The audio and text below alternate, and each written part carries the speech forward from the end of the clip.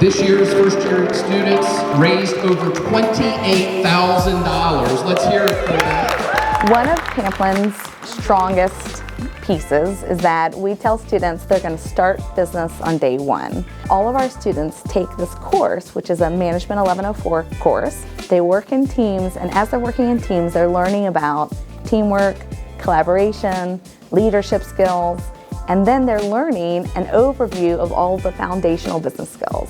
The project for this class is a startup project, so they have to come up with their own business idea and actually put it into action.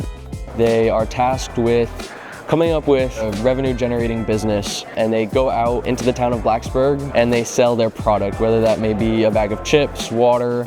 Some of them design their own product.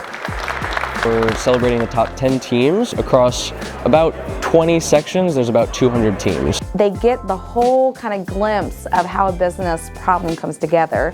It's hands-on and real world. My favorite part is because it's a real project, they make real money, and all that profit gets donated to charity. So everything the students are learning is about business, but it's also about giving back.